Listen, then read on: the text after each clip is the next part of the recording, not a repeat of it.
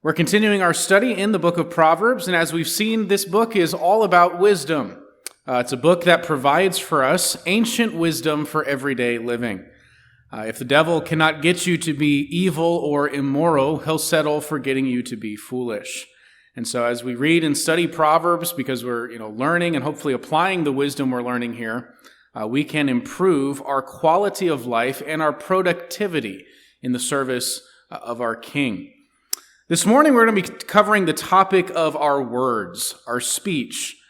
What does Proverbs have to say about how wise people communicate? And I'll warn you in advance, we're going to be all over the book of Proverbs, covering a lot of passages, because Proverbs has a lot to say about our speech. Let's start with a verse that we actually looked at last week, Proverbs 8, verse 13. It says, "The fear of the Lord is hatred of evil. Pride and arrogance in the way of evil and perverted speech I hate." So this is a kind of speech that God says he hates. In addition to pride and arrogance, which we talked about last week, right at the top of the list of things God hates. In addition, God says he hates the way of evil and perverted speech. And notice, according to the first part of that verse, the fear of the Lord is hatred of evil. So part of what it means to fear the Lord, to live our lives in a way that is caring most what God thinks about our lives, that means we also should care what God thinks about our speech. And so as we go throughout these passages and look at what Proverbs has to say about the way we communicate, don't have the attitude of, well, that's just how I talk. Okay, no, you're a Christian. You ought to care most what God thinks about the way that you speak. And so each of us ought to be willing to change according to what we find in Scripture. Again, Proverbs has a lot to say on this subject. If you've been going through the proverb of the day, as I've encouraged you to, you've noticed this a lot. Almost every chapter of Proverbs has something to say about the way that we communicate. Proverbs 10, verse 31 says, "The mouth of the righteous brings forth wisdom, but the perverse tongue will be cut off. The lips of the righteous know what is acceptable, but the mouth of the wicked, what is perverse." So there is a kind of speech that is acceptable and another kind of speech that is perverse. And while it may not be limited to profanity necessarily, I do think these verses would include that. There's a kind of speech that is acceptable and a kind of speech that is perverse, and God cares about how we speak. God says he hates perverted speech. Whether you are wise or foolish is quickly determined by the way that you talk. Proverbs points to our speech as one of the primary indicators as to whether or not we are wise. In other words, it becomes very quickly very clear whether someone is a wise person or a fool if you listen to them speak. Wise people have wise things to say. Foolish people babble foolishness. Here are just a few texts that make this point. Proverbs 10, verse 13. "On the lips of him who has understanding, wisdom is found, but a rod is for the back of him who lacks sense. The wise lay up knowledge, but the mouth of a fool brings ruin near." Again, Proverbs 18, verse 4 says, "The words of a man's mouth are deep waters. The fountain of wisdom is a bubbling brook." And then you contrast in Proverbs 15:2, which says, "The tongue of the wise commends knowledge, but the mouth of fools pour out folly." And so whether or not you are a wise person is very quickly determined by the way in which you use your words. Wise people commend knowledge. Their mouths are deep waters, fountains of wisdom, whereas fools pour out their folly. One of the primary reasons that this is true is because wise people speak with intentionality, whereas fools don't really consider the way that they communicate. Proverbs 10, verse 8 says, "The wise of heart will receive commandments, but a babbling fool will come to ruin." That phrasing we're going to see a couple of times in Proverbs where it describes fools as babbling. It indicates that foolish people just say whatever comes to mind. What's in their heads very quickly comes out of their mouth. They don't contemplate how they ought to speak. And so that's what we want to do today. Spend some time intentionally considering what kinds of words are wise and what kinds of words are foolish. And then hopefully we can look at our own lives in light of those realities and see where we might be able to improve ourselves. We're going to look at a dozen or so different categories in Proverbs of wise and foolish communication. But first, I want to cover just one kind of overarching principle that sort of serves as the foundation to these categories. And this principle is that the way we speak can either bring life or death. Proverbs 18 verse 21 says, "Death and life are in the power of the tongue, and those who love it will eat its fruits." And we're going to see all sorts of ways in which this is true, how our words can either tear down or build up. They can either bless people around us and provide life, or they can destroy things and destroy relationships. Proverbs 12 verse 6 says, "The words of the wicked lie in wait for blood, but the mouth of the upright delivers them." So again, you see the wicked person, the way he uses words, lies in wait for blood. It causes disaster and harm to others, but the mouth of the upright delivers them.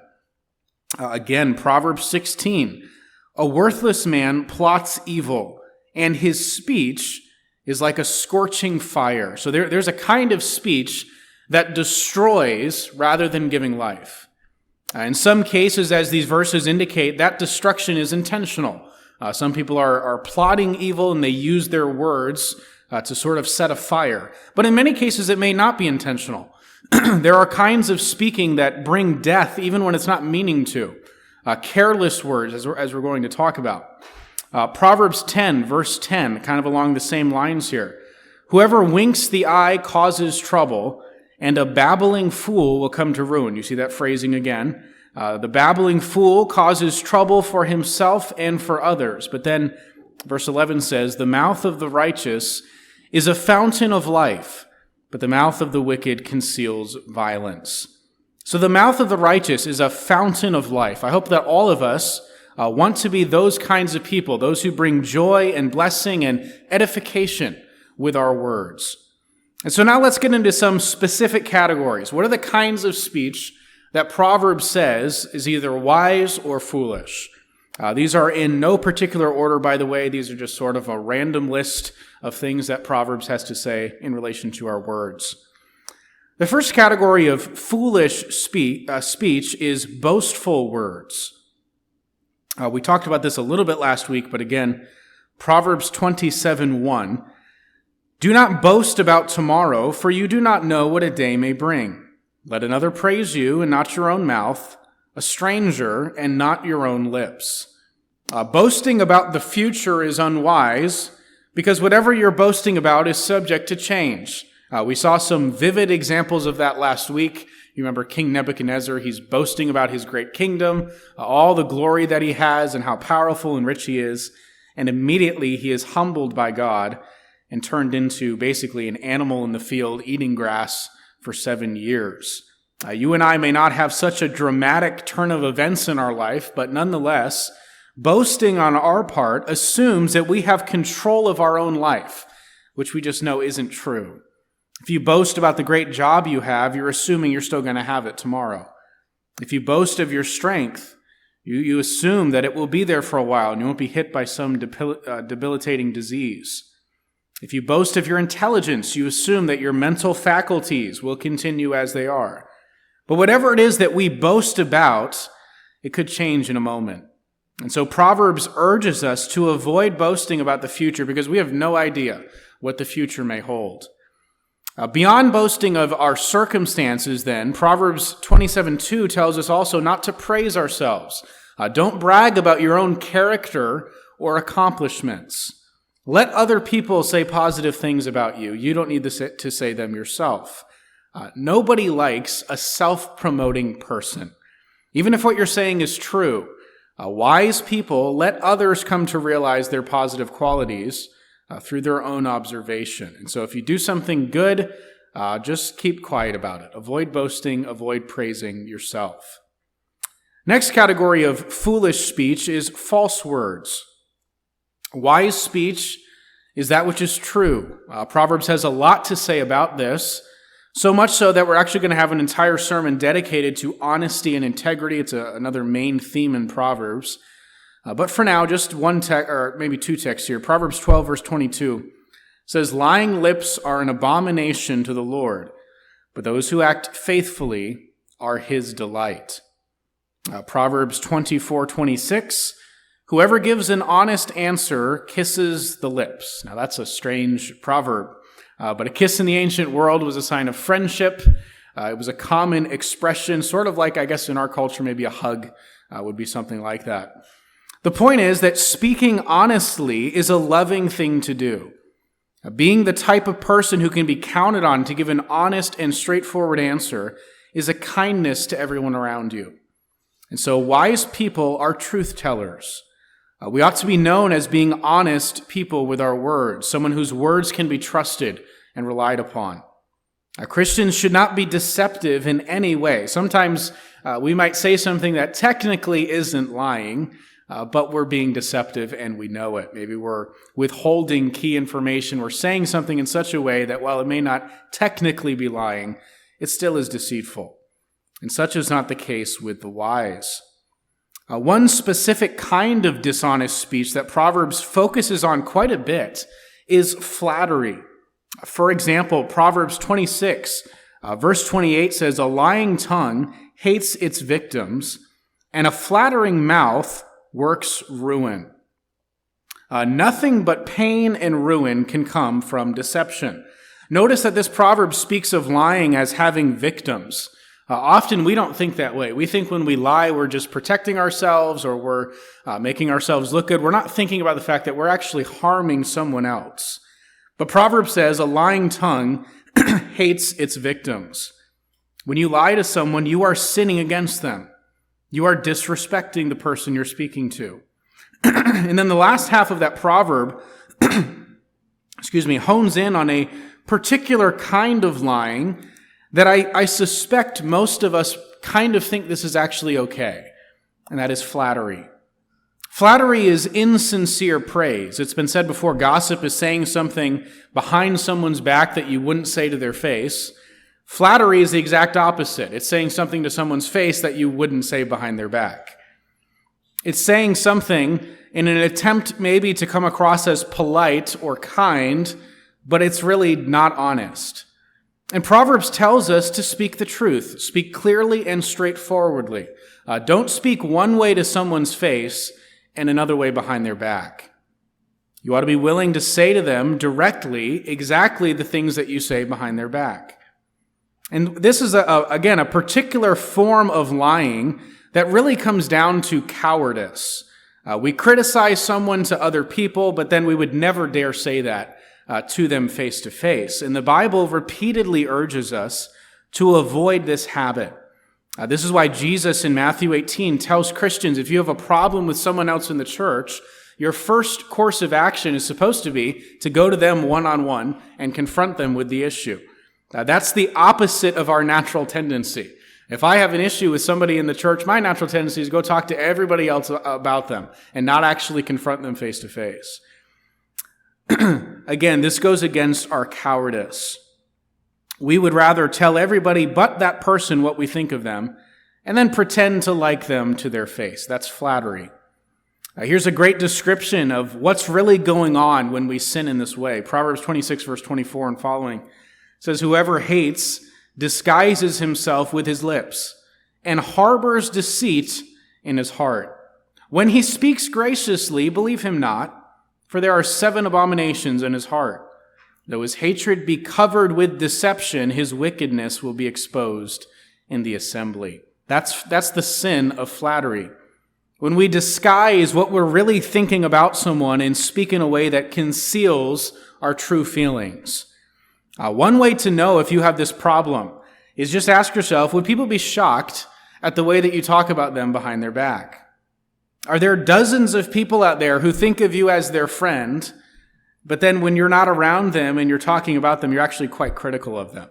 Have you ever expressed your issues to them directly? It's an uncomfortable thing to do, but it is nothing short of deception when we speak one way to someone's face and another way about them to others. In other words, people should know where they stand with you because you speak directly and honestly to them. Proverbs 28, verse 23, whoever rebukes a man will afterward find more favor, than he who flatters with his tongue. Again, getting across the idea that rebuking a person that you have an issue with, rather than acting like you have no problem with them. I'm stressing this point again a bit because I think most of us think this really isn't a bad thing. We think it's the Christian thing to do, to just be nice, to be polite to everyone. And so inwardly we can't stand someone, but then we just sort of flatter them in an attempt to be nice. But that's not Christ-like at all. Look at the examples of Jesus in the Gospels. When was he anything less than direct with people? He didn't put on a facade of nicety. Even when he was invited over to the house of the Pharisees, he openly rebuked them in their own homes. Yet many of us would think in a setting like that, the polite and decent thing to do is just pretend like you have nothing against the person. Look at the results of these two polar opposite kinds of communication again in that verse we just read. Whoever rebukes a man will afterward find more favor than he who flatters, meaning people will respect you more if you're just straight up and direct with them. Rather than if you flatter them to their face, but then they find out you're actually being fake. Have you ever found out that somebody you thought liked you was bad-mouthing you behind your back? How did that feel? Not so good. Maybe you've seen somebody say something really critical to you about somebody else, and then when that other person is in the room, suddenly they have nothing but positive things to say. Thank you. And you start to think, if this person is that fake with other people, maybe they're the same way with me. Direct and honest communication over time will cause people to respect you more. They'll appreciate the fact that they know where they stand with you, even if they may not always respond well in the moment to that sort of direct rebuke. By the way, this ought to be especially true in the church. All of these principles, I think, apply in the workplace, in the home, in family relations, and so forth. But especially in the church, we ought to be able to speak with clarity and directness to one another. If you have a problem with somebody in this church, you ought to go to them one-on-one and try to work it out. Don't pretend everything is fine while you're harboring bitter feelings toward them. Christians ought to be known for direct and honest communication. Next, we'll pick up the speed a little bit on these. Proverbs teaches we should use our words to lift the spirit of the discouraged. This gets back to the idea again of our words either bringing life or death to those around us. Proverbs 12, verse 25 says, anxiety in a man's heart weighs him down, but a good word makes him glad. Your words are powerful. If used with wisdom, you can be a great encouragement to someone who's going through a difficult time. Proverbs 12:25 describes someone who's in depression. His heart is weighing him down. And it says, one wise, well-thought-through word may just be what makes him glad. Of course, this presupposes you're paying enough attention to people around you to notice when they're dealing with anxiety or depression. But just in general, we ought to think about the effect that our words are having on others. A careless remark that's poorly stated can really negatively affect someone. And in the same way, a thoughtful word, a word of encouragement at the right time, has the power to lift one's spirit. Next category of speech has to do with things that we say about others. We ought to be cautious when speaking to someone about someone else. First of all, make sure that what you're saying is actually true. Proverbs 10, verse 18, the one who conceals hatred has lying lips, and whoever utters slander is a fool. This falls under what we talked about a moment ago with honest communication. You see in the first half, again, a condemnation of flattery, concealing hatred. But then look at the last half of the verse. Whoever utters slander is a fool. Don't be the type of person who just repeats rumors that you haven't actually verified. If you're going to say something critical about someone else, you better, first of all, make sure that it's accurate. But then beyond just the truthfulness of it, consider your motive. What are you trying to accomplish in being critical of someone to others? At times, it may actually be necessary, maybe that this person really needs to know this, but often it really isn't. Often we badmouth someone to others with far more nefarious motives. Here are just a few negative examples of this sort of thing. Proverbs 11:9. With his mouth, the godless man would destroy his neighbor. But by knowledge, the righteous are delivered. So sometimes people use their words intentionally to destroy others. The person you're talking to doesn't really need to know this negative thing that you're telling them about someone else, but you tell them anyway. And really your motive is just to destroy that person's reputation. Or look at Proverbs 17:9. Whoever covers an offense seeks love, but he who repeats a matter separates close friends. Now, this seems to be particularly speaking of when someone wrongs you, when somebody does something against you personally. Why are you repeating that to others? Again, maybe there's a good reason. Maybe there are times when someone needs to know. But most of the time, the wise and loving thing to do is keep that to yourself.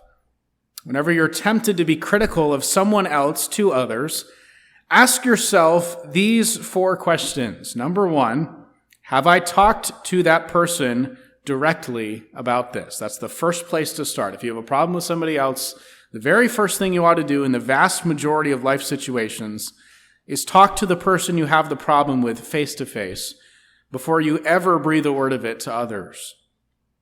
Number 2 question to ask yourself, why am I about to tell this other person? What's my motivation? If your motivation is really just because you want this person to be on your side and think negatively of that other person, don't say it. Don't use your words to tarnish others' reputation needlessly. A third question to consider, does this person need to know what I'm about to tell them? Again, there may be instances where someone really does need to know. If you see a married man hanging out with another woman and it really looks like a bad situation, you probably should tell the wife. There may be some times where it's truly necessary to inform someone of something negative about another person, but rarely is that going to be more than one person. And so in the situation of a cheating husband, for example, yes, the wife needs to be told, but that's about it. You don't need to just go spreading this around to every person that you know. At that point, it really just becomes gossip for the fun of it. You're not actually doing anything productive. Number 4, is the person that I'm wanting to tell this negative thing about someone else in a position to be able to do anything about the situation? Okay, maybe you see somebody at work, they're doing something they're not supposed to do. If it's a serious issue, you may need to talk to their supervisor. But there's no reason to go to all of your other coworkers who can do nothing about the situation and tell them about it. Again, the idea is if you're going to say something negative, usually it should be said directly to the person with whom you have the issue, or if it must be told to someone else, it ought to be someone who really needs to know and can take action on it. We want to resist the natural tendency that we feel to just spread negative things about others to people who don't really need to know. If somebody had a bit of negative or embarrassing information about you, you would want the circle of people who know about that to remain as small as possible. And we ought to extend the same courtesy to others. Here's a situation where this really comes up a lot. When you break up or divorce someone, our natural tendency is to tell everybody who will listen all of the negative things that we know about that other person.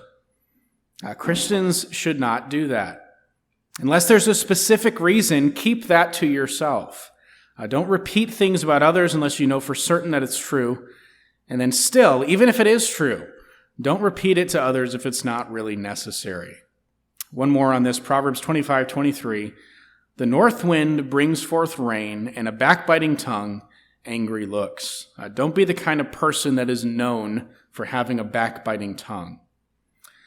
Okay, next category of foolish speech is mocking words.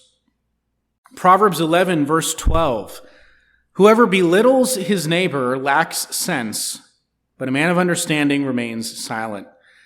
Now, I have to be honest and admit, I struggle with this one. I have one of those minds that instantly generates witty and sarcastic insults, especially if somebody is arguing with me or insulting me. There's like 7 things that are right in my mind, ready to go, that will just humiliate them instantly and bring them down to size. And Proverbs says to people like me, keep those clever remarks to yourself. Just be quiet. Ironically, when we belittle others, we think we're smarter than them. We're intending to make them look foolish, but Proverbs says that behavior actually reveals you're the one lacking sense. If you were a wise man, you would remain silent. Moving on here, Proverbs encourages us to be people who are able to keep a secret. This kind of goes along with the slandering of others. But Proverbs 11 verse 13 says, "Whoever goes about slandering reveals secrets, but he who is trustworthy in spirit keeps a thing covered." Can you be trusted to keep something secret? You'll notice as we go through these categories of wise and foolish speech, how much of this is just a matter of not saying anything in certain situations. It comes down to whether or not we have self-control enough to keep our mouths shut, or if we simply say everything that is in our minds. Very similarly in Proverbs 20:19, "Whoever goes about slandering reveals secrets. Therefore, do not associate with a simple babbler. A fool makes private information public. He is loose-lipped. He just babbles everything that he knows." Proverbs says not only don't be that kind of person, but don't associate with them either. Be the kind of person instead who can be kept and who can be trusted to keep a secret. When somebody says something to you in confidence, that it doesn't leave the room. Next, foolish speech is not thought through. Proverbs 12 verse 18. "There is one whose rash words are like sword thrusts, but the tongue of the wise brings healing." I love that imagery. Rash words that aren't thought through very well. It's like somebody just wildly thrashing around with a sword. No control or purpose, but somebody's going to end up hurt. Whereas a wise person who considers what he says and speaks with intentionality brings healing. Again, you see the theme in this verse of how our words can either bring death or life to those around us. Have you ever said something mindlessly and instantly regretted it? You weren't thinking, you just quickly blurted something out, and it ended up hurting someone. Proverbs urges us to carefully consider our words. Sometimes just that 2-second pause before you say something will spare you a lot of regret. Proverbs 15 verse 28, "The heart of the righteous ponders how to answer, but the mouth of the wicked pours out evil things." Again, the lesson there is just think before you speak. We ought to consider what to say and how best to say it. This is characteristic of wise people. The fool blurts out whatever is in his mind. Wise people are reflective. Foolish people are impulsive, and this is especially the case when it comes to our words. Here's another kind of rash speech, Proverbs 20 verse 25. "It is a snare to say rashly, 'It is holy,' and to reflect only after making vows." So this is speaking of somebody dedicating something to God without really considering what they're saying and doing. This principle would apply to many areas of life, but basically, don't be the kind of person who commits to something without really thinking it through, who just quickly agrees to something, promises something, but then your words can't be taken seriously. One more on this, Proverbs 29:20. "Do you see a man who is hasty in his words? There is more hope of a fool than for him." More hope for fools than people who talk too fast. Yikes. That should give all of us pause. Next category is gentle words. Sometimes what you're saying is true and it's direct and it's honest and it's needing to be said and you've thought it through, but it doesn't need to be said like that.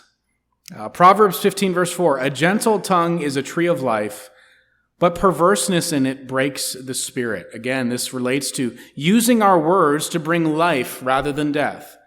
Some of how we accomplish that is just in the way that we word things. Proverbs 16:24 says, "Gracious words are like a honeycomb, sweetness to the soul and health to the body."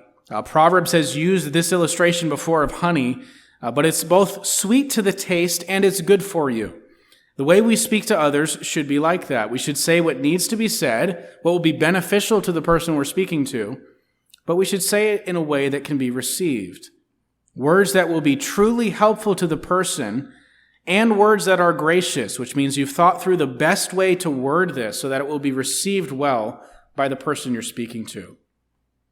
Proverbs 22:11, "He who loves purity of heart and whose speech is gracious will have the king as his friend." In other words, Proverbs is saying, if you figure this out, if you figure out how to say things in a way that is gracious, that can be received by the person you're talking to, everyone will want to be your friend. You'll have influence over others if you master the ability to speak graciously. Proverbs 25:15, with patience, a ruler may be persuaded, and a soft tongue will break a bone. Don't forget what we've already said about direct communication. We're not talking about flattery here. We're talking about speaking honestly and directly with people. Speak candidly, speak the truth. But you can do that in a way that isn't unnecessarily abrasive. You can speak clearly, but also patiently and gently. And Proverbs says that the gentle approach is actually far more effective. Harsh words that are spoken with just a kind of a brashness, that often hardens the will of the person you're talking to, whereas soft words can break through. Next, the last category here of wise speech is timely words. Proverbs 25:11, a word fitly spoken is like apples of gold in a setting of silver. Like a gold ring or an ornament of gold is a wise reprover to a listening ear. Again, Proverbs 15:23, to make an apt answer is a joy to a man, and a word in season, how good it is. Maybe you're saying the right thing, you're saying it in the right way, you're being thoughtful and intentional and gracious, but you're saying it at the wrong time. And this is something that takes a lot of thought, a lot of intentionality to consider the best time to say something. Here are a couple of examples of poorly timed speech. Proverbs 25:20 says, whoever sings songs to a heavy heart is like one who takes off a garment on a cold day, and like vinegar on soda. Now, the reference to soda there, don't think Diet Coke or something. It's talking about an ointment that would be put on wounds. And the vinegar would basically offset the use of the ointment. It would ruin it. And so, one of the ways that we get timing wrong in our speech is not being sensitive to the mood of the person. If somebody is depressed, singing a song to them is just going to make them hate you. So consider the person's mood, whether or not it's really a good time to be saying what you're needing to say to them. Here's another really good practical bit of advice. Proverbs 27, verse 14.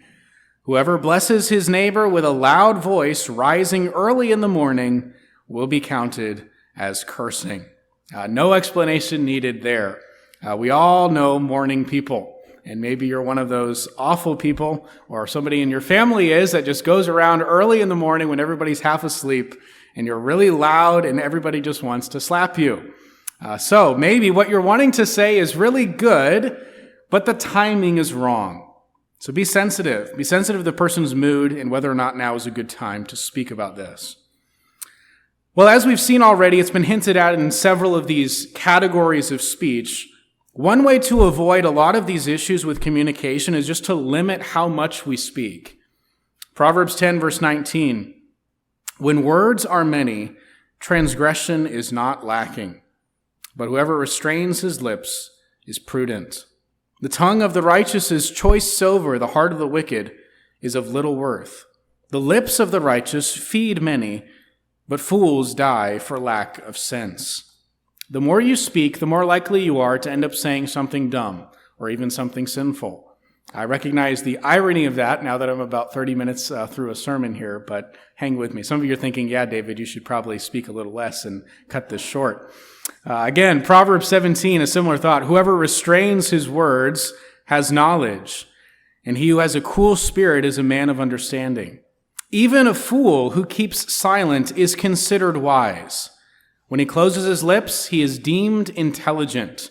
That's an interesting proverb. The more that you speak, the more likely you are to say something foolish. And Proverbs says, others will consider you wise if you keep silent. So here's a homework assignment for you. This is a really fun thing to do.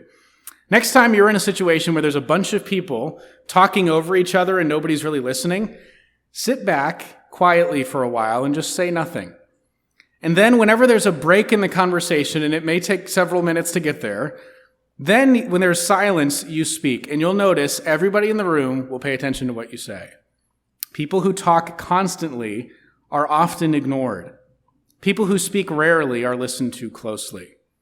Proverbs 12, verse 23, a prudent man conceals knowledge, But the heart of fools proclaims folly. Note that at the beginning of the verse, a wise person conceals knowledge, meaning you don't have to say everything that you know. Wise people know a lot of things that they don't necessarily share. And here's a bit of wisdom for all of us. If you're feeling like you've failed maybe in some of these areas of communication we've talked about, Proverbs 30, verse 32, if you have been foolish, exalting yourself, or if you've been devising evil, put your hand on your mouth. Most of us would be a lot better off if we just spoke less.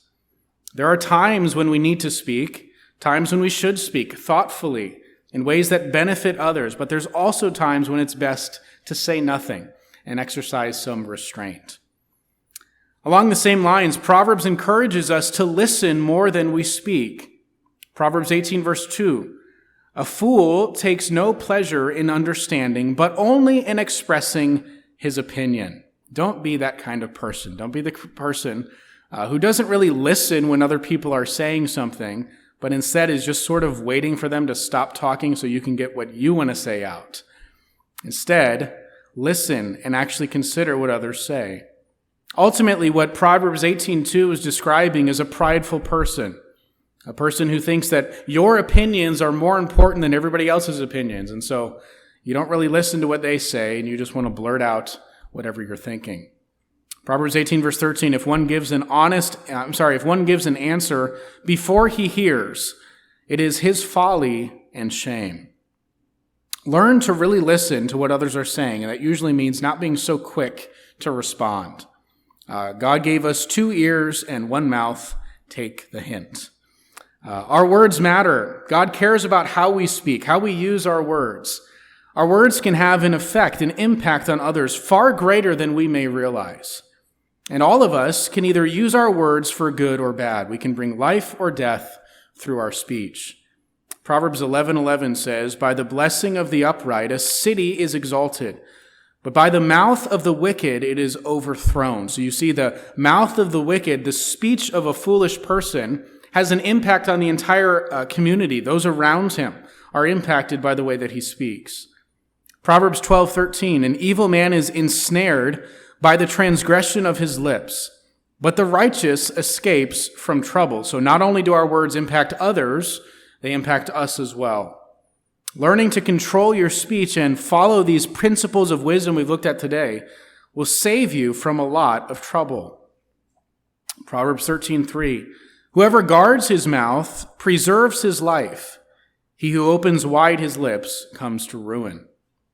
Proverbs 14:3, by the mouth of a fool comes a rod for his back, but the lips of the wise will preserve them. So you see that the speech of a foolish person brings discipline and anger from other people. This is really clear in Proverbs 18. A fool's lips walk into a fight, and his mouth invites a beating. A fool's mouth is his ruin, and his lips are a snare to his soul. The words of a whisperer are like delicious morsels. They go down into the inner parts of the body. Our words are consequential. The way that you speak can either be a positive good, a source of life and blessing to those around you, or it can be a scorching fire, destroying everything in your sight. Proverbs 20, verse 15, there is gold and abundance of costly stones, but the lips of knowledge are a precious jewel. Your words, if spoken wisely, can be valuable, but that will not happen on accident. Proverbs invites us again to be intentional with the way that we speak, not to mindlessly say things in careless ways at inappropriate times, but instead to carefully consider the way that we speak, to the way that we use our words to bring blessing and life to ourselves and to those around us. Proverbs 21:23, whoever keeps his mouth and his tongue keeps himself out of trouble. 2 more quick principles related to how we speak. First of all, make sure your life is in alignment with your speech. Proverbs 26, verse 7, like a lame man's legs, which hang useless, is a proverb in the mouth of fools. Again, just a couple verses later, like a thorn that goes up into the hand of a drunkard is a proverb in the mouth of fools. No one will listen to anything wise that you may have to say if you're not living it out. A foolish person who has some wise things to say will not be listened to. As it's been said before, your talk talks and your walk talks, but your walk talks louder than your talk talks. So make sure that you're living wisely if you expect others to take your advice seriously. Two more passages as we close here. Proverbs 15, verse 26. It says, "The thoughts of the wicked are an abomination to the Lord, but gracious words are pure." Notice there the direct tie from our thinking to our speech. The thoughts of the wicked are an abomination, but gracious words are pure. So if our thoughts are pure, it leads to gracious words. Here's another passage that brings this out more clearly in Proverbs 4, verse 23. "Keep your heart with all vigilance, for from it flow the springs of life. Put away from you crooked speech and put devious talk far from you." So this proverb tells us it really starts in our hearts, and then it flows out from there. It's good for you to learn how to control your mouth, to stop yourself from saying things that you shouldn't say. But it's even better to control your thinking, because if your mind is pure and right, your speech will flow from that. As Jesus put it, out of the abundance of the heart, the mouth speaks. What's in your heart will eventually come out of your mouth. And so let's summarize everything we looked at today. I know we've got a lot of different directions here related to speech. Let's kind of put it all together. Proverbs presents to us two paths, the path of the fool or the path of the wise. The fool's speech, here's the characteristics of the fool's speech. Number one is rash words. He doesn't think before speaking. He babbles whatever comes into his mind. Number two, boasting. The fool is quick to praise himself, to brag about things that he does, and even to boast about things he doesn't ultimately have control over. Number three, deception. Fool's speech is deceptive. They lie, they deceive with their words. They can't be trusted to accurately and honestly convey things. They flatter others and avoid direct confrontation of issues. Number four, slander. Fools love to gossip. They love spreading rumors to other people.